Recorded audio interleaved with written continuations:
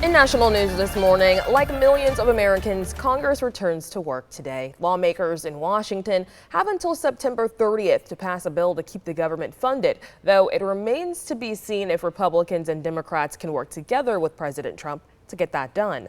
There's continued fallout from the firing of the director of Centers for Disease Control and Prevention, with multiple former CDC leaders publicly questioning the leadership of Health and Human Services Secretary Robert F. Kennedy Jr. Tina Kraus has more.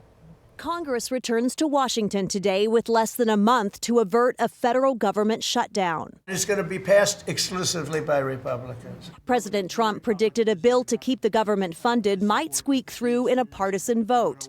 Last week, the House and Senate's top Democrats again called for a meeting with their GOP counterparts to help fund the government in a bipartisan way. Congressional committees are juggling several high-profile issues this week, including the House bipartisan investigation into convicted sex offender Jeffrey Epstein's files, and ongoing fallout from the firing of CDC Director Susan Menares, which was followed by the resignation of other top CDC officials. Something is wrong when politics rules science. In a New York Times op-ed, 9 former CDC directors and acting directors raised concerns about Health and Human Services Secretary Robert F. Kennedy Jr.'s oversight of the department, writing, "We are worried about the wide-ranging impact that all these decisions will have on America's health security." Vermont Senator Bernie Sanders is demanding Kennedy resign, though the White House has defended him. Secretary Kennedy has been a crown jewel of this administration. RFK Jr. is expected to face tough questions at a scheduled Senate hearing Thursday, while the Associated Press is reporting President Trump could be considering a 200% or higher tariff on pharmaceutical imports.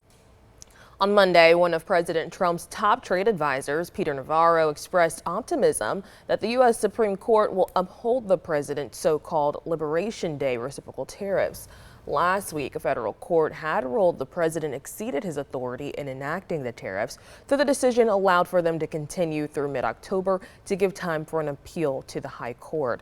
Yesterday, Navarro claimed that the U.S. world lost all sorts of bargaining power if the tariffs are struck down.